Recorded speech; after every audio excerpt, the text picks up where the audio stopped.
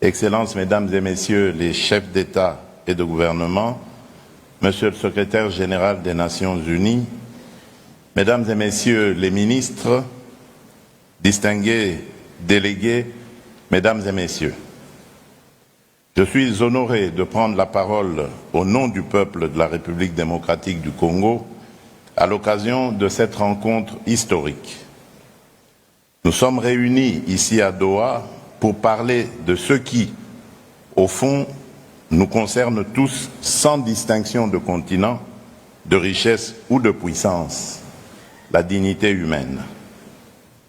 30 ans se sont écoulés depuis le sommet mondial pour le développement social tenu à Copenhague en 1995. À l'époque, les dirigeants du monde se sont engagés autour de 3 principes qui demeurent aujourd'hui encore indiscutables. Éradiquer la pauvreté, promouvoir le plein emploi et renforcer l'inclusion sociale. Ils avaient affirmé avec force que le progrès économique et technologique n'a de sens que s'il améliore la vie des gens et élève la condition humaine.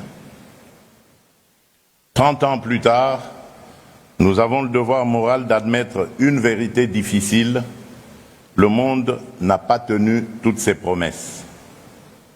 Car si l'humanité n'a jamais été aussi interconnectée, les fractures qui traversent notre société n'ont jamais été aussi profondes.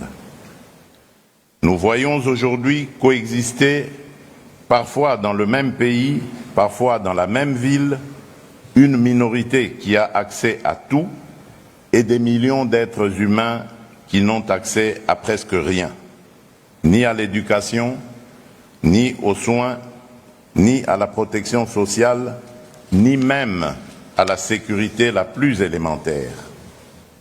Ce paradoxe prive le développement de sa vocation première, être un facteur de cohésion, un vecteur de justice sociale, un instrument de paix sociale. Pour la République démocratique du Congo, cette question n'est pas théorique. Depuis 3 décennies, mon pays fait face à des cycles répétés d'agressions armées, à des déplacements massifs de population, à des millions de morts et à des millions de déplacés internes. Pourtant, malgré la souffrance et malgré les pertes, notre peuple a choisi la résilience. Nous revenons aujourd'hui à la table du dialogue mondial pour contribuer, aux côtés des autres nations, à la réinvention d'une nouvelle alliance internationale fondée sur l'équité, la solidarité et la responsabilité partagée. Mesdames et Messieurs, dans ce contexte de tensions géopolitiques, de crise sociale, d'instabilité économique, de bouleversement climatique et de transition technologique rapide, nous n'avons plus le luxe d'un développement abstrait. Le développement social doit redevenir le cœur battant du développement tout court. C'est le choix que la République démocratique du Congo a fait. Dès le début de mon mandat, j'ai engagé le pays dans une transformation profonde de notre modèle de développement, rompre avec une vision purement extractive et centralisée pour bâtir une économie tournée vers l'humain, vers la justice sociale, vers l'égalité des chances entre territoires et vers la paix. Cette orientation repose sur 3 convictions. La dignité ne se négocie pas, l'égalité d'accès aux droits fondamentaux n'est pas un luxe, aucune paix durable n'existe sans justice sociale. Pour rendre ces principes réels et vérifiables, nous avons lancé des réformes majeures. Premièrement, la protection sociale. La République démocratique du Congo a entrepris une réforme ambitieuse fondée sur la couverture santé universelle. Depuis 2023, les soins sont gratuits pour les femmes enceintes, les mères et les nouveau-nés. Cela signifie que donner la vie ne doit plus être un risque financier, ni une condamnation à la précarité. C'est une avancée historique vers l'accès équitable aux soins pour les plus vulnérables. Deuxièmement, l'éducation. Nous avons rendu l'enseignement primaire gratuit depuis 2020. Plus de 5 millions d'enfants ont pu aller à l'école ou y retourner. 5 millions d'enfants.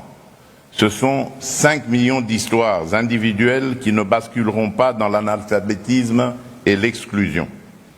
Pour consolider cette réforme et lutter contre l'inégalité des chances, nous déployons un programme national d'alimentation scolaire afin qu'aucun enfant n'abandonne l'école parce qu'il a faim. Troisièmement, la cohésion territoriale. Notre pays est vaste. Pendant trop longtemps, cette immensité a été le prétexte à l'inégalité. Nous avons décidé d'y répondre par un engagement concret, le programme de développement local des 145 territoires qui composent la République démocratique du Congo. Lancé en 2023, ce programme vise à reconnecter l'ensemble du territoire national et à réduire les écarts entre les centres urbains et les zones rurales.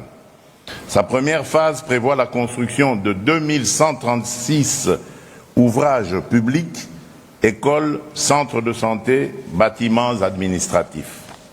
À ce jour, 1011 infrastructures sont déjà terminées et plus de la moitié des autres sont en cours de finalisation. Ce n'est pas un concept, ce sont des salles de classe qui ouvrent, ce sont des maternités qui fonctionnent, ce sont des services publics qui redeviennent accessibles. Mais le programme de développement local des 145 territoires n'est pas seulement un chantier de briques, c'est aussi une politique de dignité économique.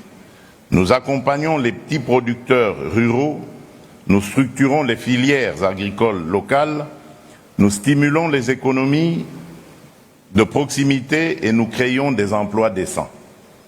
Car une mère qui peut vivre de son travail sans devoir quitter sa terre, c'est déjà une victoire sociale. Mesdames et messieurs, à ces chantiers sociaux s'ajoute aujourd'hui une nouvelle dimension incontournable, la dimension climatique. Le changement climatique n'est pas pour nous un débat académique. Il est une réalité vécue. Inondations meurtrières, érosions qui engloutissent des quartiers entiers, sécheresses qui détruisent les récoltes et plongent des familles entières dans l'insécurité alimentaire. Dans ce contexte, le bassin du Congo est à la fois un rempart écologique pour l'humanité et un levier stratégique de développement pour notre pays. La République démocratique du Congo continue d'honorer ses engagements climatiques avec sérieux, mais le sous-financement chronique de l'adaptation et de l'atténuation freine la mise en œuvre des objectifs de développement durable. Nous le disons clairement, sans justice climatique, il n'y aura pas de justice sociale durable. Nous attendons donc une transformation profonde du financement international. L'accès aux ressources vertes doit devenir plus prévisible, plus rapide et plus juste. Il ne peut pas reposer sur des conditionnalités qui punissent les pays vulnérables pour des désastres auxquels ils n'ont pas contribué. Nous plaidons pour un rééquilibrage réel entre le financement de l'atténuation et celui de l'adaptation, parce que protéger les populations qui subissent déjà les chocs climatiques est aussi urgent que réduire les émissions globales. Mesdames et messieurs, ce deuxième sommet mondial pour le développement social se réunit dans un moment charnière. Nous faisons face à des transitions simultanées, démographiques, environnementales, numériques et économiques. Si nous échouons à les gouverner de manière juste, elles deviendront des facteurs d'exclusion supplémentaires. Si nous les maîtrisons collectivement, elles peuvent devenir des accélérateurs d'équité. Le développement social ne sera crédible que s'il est vécu dans tous les territoires, y compris les plus reculés, y compris les zones meurtries par la guerre. Ce que nous construisons avec le programme de développement local des 145 territoires est une méthode que nous offrons au débat international. Reconnecter le pays par la santé, l'école, l'administration, l'activité économique locale et donc restaurer l'égalité républicaine dans l'accès aux droits. Ainsi, nous avons besoin d'une solidarité qui ne soit plus verticale, donateur d'un côté, assisté de l'autre, mais d'une solidarité fondée sur la reconnaissance mutuelle des responsabilités et du droit à la dignité souveraine de l'État, de chaque État. Nous l'avons dit dans nos engagements récents, la coopération internationale ne doit pas être un système permanent de dépendance. Elle doit être un pacte d'égal à égal où chacun rend des comptes à l'autre. Notre ambition commune doit être que d'ici la prochaine génération, les principes de justice sociale ne soient plus seulement proclamés dans des sommets comme celui-ci, mais vécus dans la vie quotidienne de chaque citoyen en Afrique, en Asie, en Amérique latine, dans les pays du Nord comme dans les pays du Sud. Cela exige du courage politique. Cela exige de regarder en face nos contradictions. Cela exige de mettre fin à l'idée que certains peuples seraient condamnés à l'instabilité, à la pauvreté ou à la guerre. La République démocratique du Congo croit en un avenir où la justice sociale cessera d'être une promesse et deviendra un droit collectif et effectif. Elle y travaille chez elle, chaque jour, malgré les épreuves. Elle est prête à y travailler avec vous, à vos côtés, dans un esprit de responsabilité et de respect mutuel. Vive la solidarité mondiale, vive le développement social. Je vous remercie.